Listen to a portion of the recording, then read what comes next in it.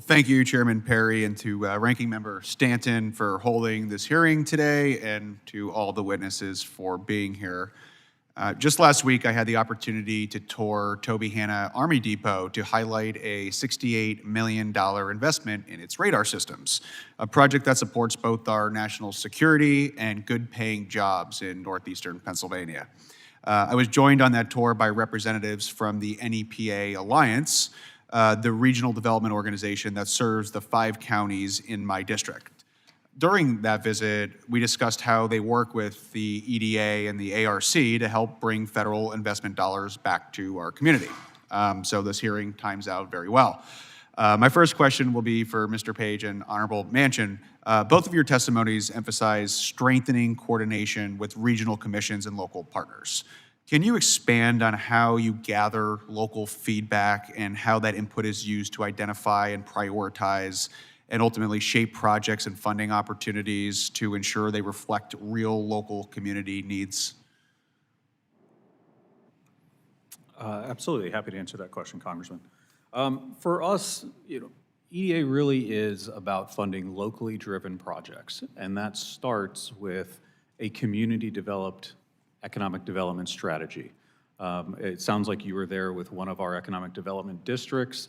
They are our partners on the ground, and in order to be eligible for our funding through our Public Works and Economic Adjustment Assistance Program, they have to have a strategy, either an EDA-sponsored CEDS, Comprehensive Economic Development Strategy, or something equivalent, that lays out the strengths, weaknesses, opportunities, and threats that they have within their community and how they plan to address it and leverage local assets and resources.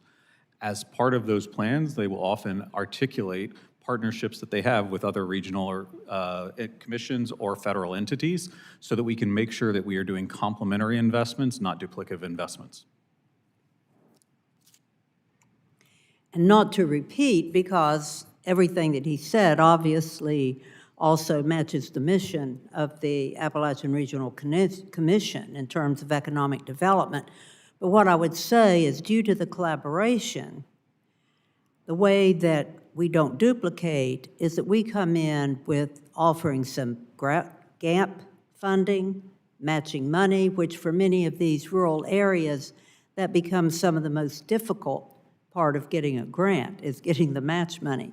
So we make sure that our resources, and as he said, when grants come in, they are highly evaluated on meeting both the outcomes for economic development for ARC, but also what other monies are they receiving, so that, as he said, they're both evaluated.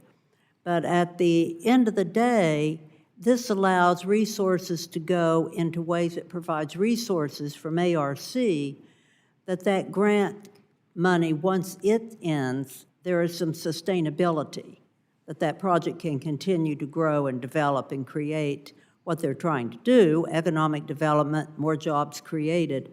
And so the very fact of this collaboration and working together is what strengthens the end result of these grants and what happens in these communities. So it's not a duplication, it actually strengthens and elongates how these resources are used. Just as a quick follow-up, is there anything that you would suggest that could be done better, different, more efficiently, or is there anything that Congress can help ultimately get these projects funded quicker, faster, more efficiently? I'll just redirect it to both Mr. Page and Honorable Manchin. Sure.